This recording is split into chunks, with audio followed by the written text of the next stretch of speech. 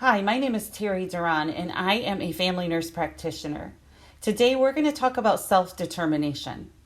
After completing this course, you should be able to describe the principles of self-determination, understand the tools of self-determination, and understand the benefits of self-determination for individuals who receive services. We all have a desire to lead self-determined lives, lives in which we have a choice and opportunity and the freedom to choose for ourselves. We decide where and how to live, what kind of work to do, what food to eat, what activities we will participate in and with whom. Older people need to make the same types of choices. However, if they are dependent on a public system for the services and supports they need, in the past they were not given the power to make these choices. Traditionally, decisions have been made for them by professionals who decide exactly what they need. The Patient Self-Determination Act is a federal law that was passed in 1990 and instituted on December 1, 1991, and encourages all people to make choices and decisions about the types and extent of medical care they want to accept or refuse should they become unable to make those decisions due to illness and accident. The PSDA requires all healthcare agencies, and this includes hospitals, long-term care facilities, and home health agencies, receiving Medicare and Medicaid reimbursement to recognize the living will and the power of attorney for healthcare as advanced directives. The PSDA does not create new rights for patients, but reaffirms the common law right of self-determination as guaranteed by the 14th Amendment. Under the PSDA, healthcare agencies must ask you whether you have advanced directives and must provide you with educational materials about your rights under state law. It is the purpose of this act to ensure that a patient's right to self-determination in healthcare decisions be communicated and protected. Through advanced directives, the living will, and the durable power of attorney, the right to accept or reject medical or surgical treatment is available to adults while competent, so that in the event that such adults become incompetent to make their decisions, they would more easily continue to control decisions affecting their health care. Self-determination in its truest form gives people the right to exercise those freedoms found in the U.S. Constitution, the Bill of Rights, the Americans with Disabilities Act, the Older Americans Act, guaranteed to all American citizens. The Texas Advanced Directive Act of 1999 was passed in compliance to this law. So in addition to describing advanced directives to physicians, known as the living will, the TADA attempts to outline the procedure for resolving any disagreement between a doctor and patients or their surrogates regarding medical treatments, especially concerning end-of-life care. Texas also passed the Texas Supported Decision-Making legislation that took effect on September 1, 2015. Supported decision-making is a legally recognized alternative to guardianship for adults with disabilities. The law is one of several that significantly reformed guardianship in Texas and supports more self-determination for people with disabilities.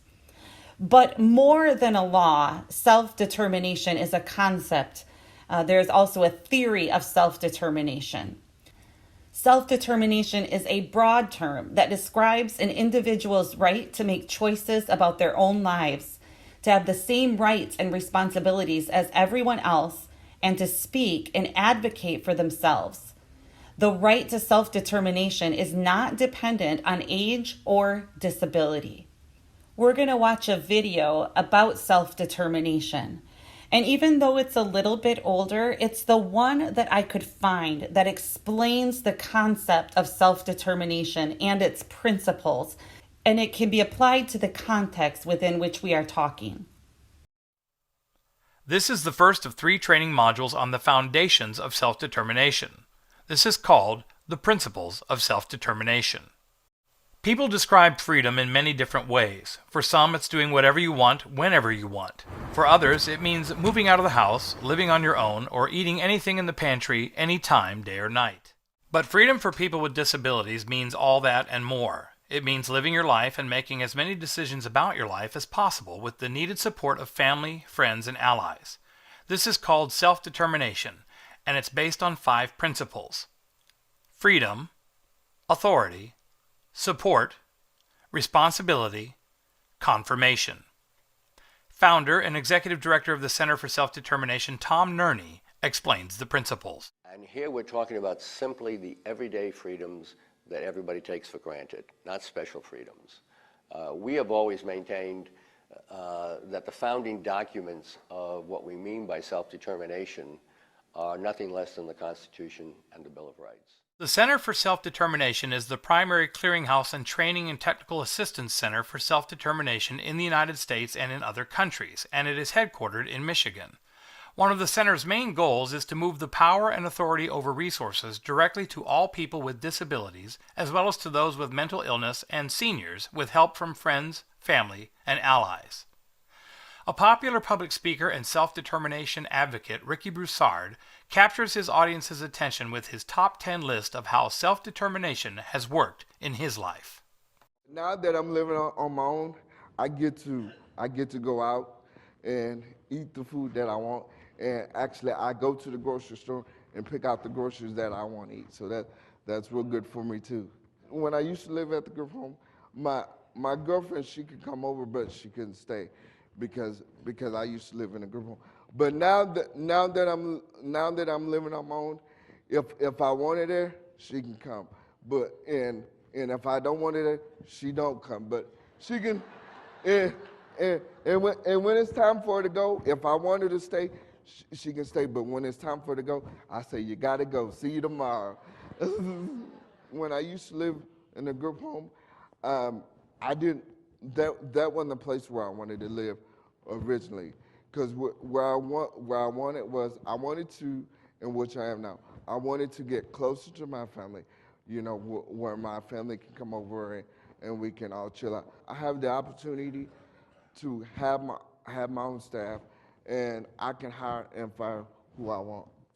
And actually, I can decide who touches my body and when I want it to.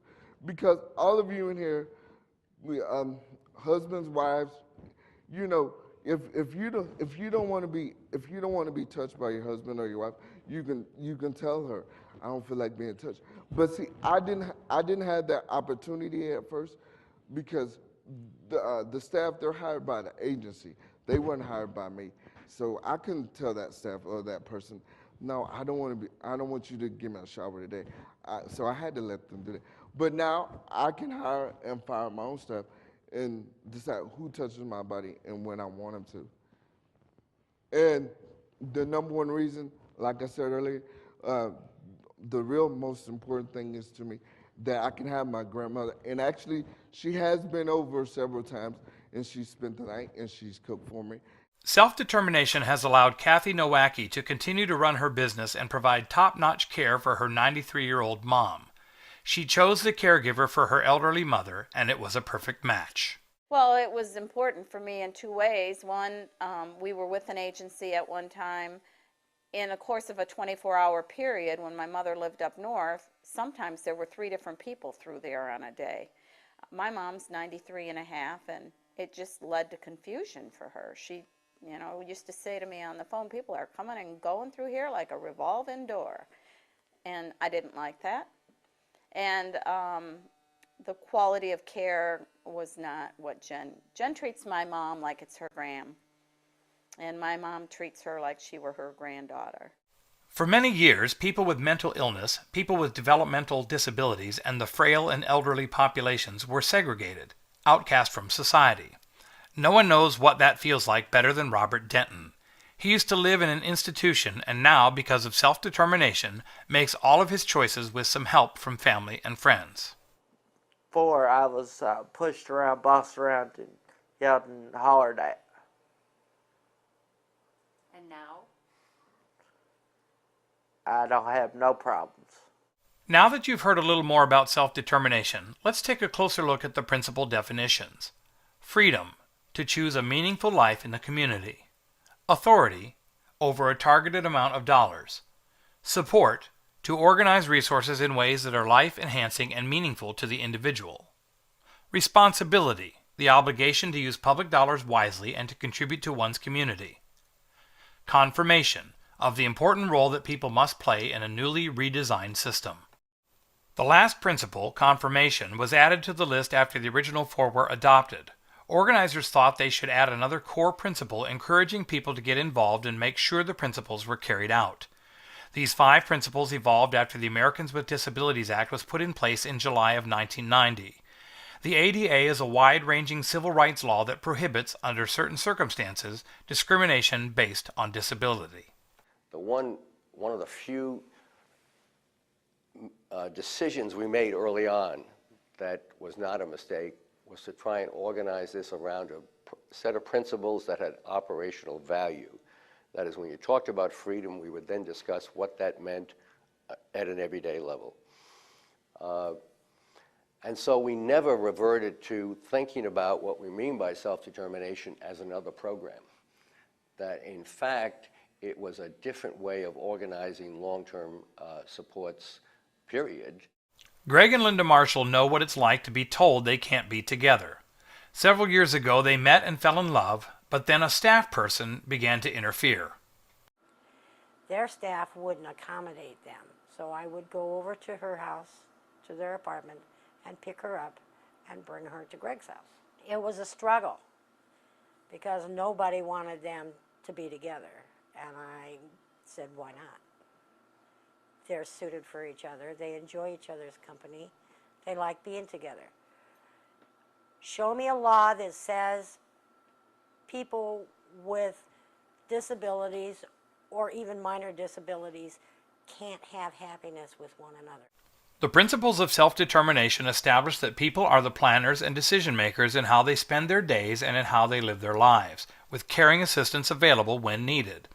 Those decisions may also include financial responsibility for public funding and the generation of personal income with appropriate assistance. The principles, when implemented correctly, should help the person achieve the goals and dreams that they've always wanted. This concludes this training segment, The Foundations of Self-Determination, the Principles of Self-Determination. There are 5 principles of self-determination that you saw in the video, and we are going to review them again. And these are very important for your quiz. Number 1 is freedom, to decide how one wants to live life.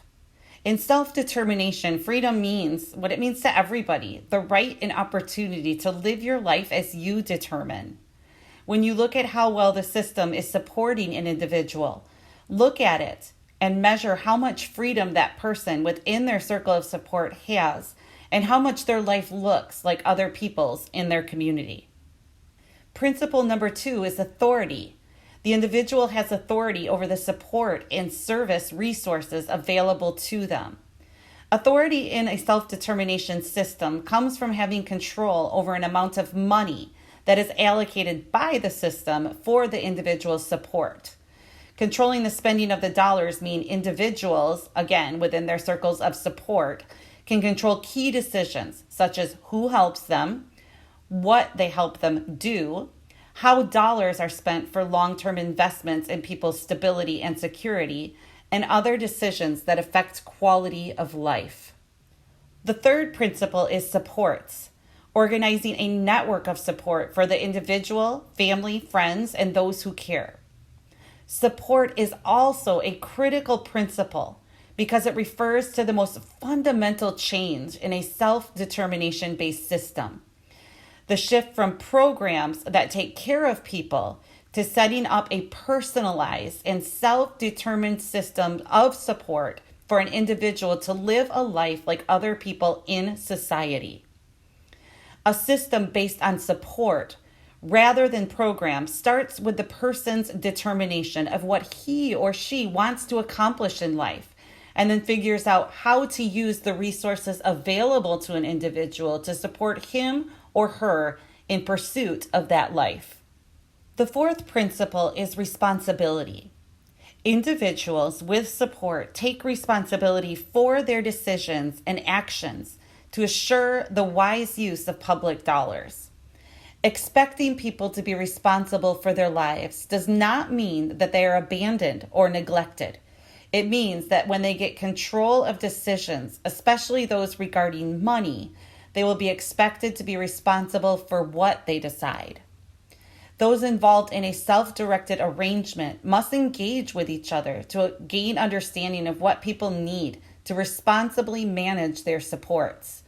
Teaching the principle of responsibility requires providing people with the information, tools, and supports needed to comfortably accept this important role.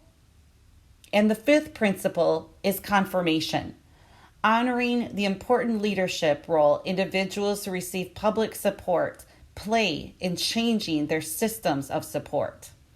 What this means is that systems need to assure that how they are operating on a daily basis validates the person's right to control decisions about their own lives. It also needs to have a solid and ongoing ways for people across disability and aging and their families to have key roles in system design, system change, and the everyday operation of this system. When doing person-centered care planning, which is required by law for nursing home residents, there are some self-determination questions that you could ask the resident or their representatives. In the area of freedom, what kinds of things in your life are important for you to have freedom about? What kinds of things are important for you to control? As far as the principle of authority, what kinds of things do you have authority over? What are you in charge of making decisions about? What do you have authority to control over in spending your money? Responsibility. What kinds of things do you have responsibility for in your life? What happens if you don't take responsibility for these things? Support. What kind of support do you use to live your life? Who helps you? Mark whether the support you get is from paid people or unpaid. How much control do you have over the person or service that supports you? And finally, confirmation. List the ways that society prevents you from having control of your life. Do these restrictions make your life better or worse? For example, how does it feel when rules are made about how you should live your life without involving you first? I'm not going to discuss much about patient-centered planning because we have a whole another module available that discusses that in the care planning. But how do self-determination and patient-centered planning work together? Well, patient-centered planning is a central element of self-determination. It is a tool used to define the life people want to live. All services and supports provided must be outlined and agreed upon with the patient. Self-determination states individuals must have the freedom to direct the resources to achieve their desired lifestyle. There are several tools of self-determination, but we are only going to discuss 4. Individual budget, support coordinator or case manager, fiscal intermediary, and individual plan of service and supports. Individual budgets show how the individual supports will be paid. Individual budgets utilize personal resources and community resources. Individual budgets encourage individuals to be more creative with the services they receive. They show the costs attached to individual services received in the past year. They empower individuals by allowing them to hire and manage their own staff, negotiate with agencies, and purchase only the services that they really need. Individual budgets reflect an amount of funding allocated for services and supports for an individual and their free chosen allies. And individual budgets encourage flexibility within approved amounts. The second tool is a support coordinator or a case manager. This case manager participates in the patient-centered planning process. The case manager also participates in the self-determination process by helping a person plan self-determined arrangements, organize resources, and evaluate how things are working. And they work with service providers to ensure that choices are honored. A fiscal intermediary serves individuals who hire their own staff or provider. The fiscal intermediary takes care of tax withholdings. They ensure compliance with Medicare and Medicaid requirements, and they ensure compliance with all federal and state laws. The individual plan of services and supports assist individuals with hiring their own staff or provider. Interface with provider agencies, fiscal intermediaries, family members, and choose allies and other community members. Work directly with individuals and their freely chosen allies to coordinate self-determined arrangements and care, and provide support, guidance, and referrals, and finally, encourage creativity and promote empowerment. Now that we have covered these principles and concepts, let's look at the practical application of self-determination in long-term care. Why is self-determination important? Essentially, self-determination means that you retain the right to make decisions as much as possible about important aspects of your life. So I would say to a resident, self-determination means that you have the right to choose activities, schedules, and this includes sleep and waking times, and healthcare providers consistent with your interests, assessments, and plan of care.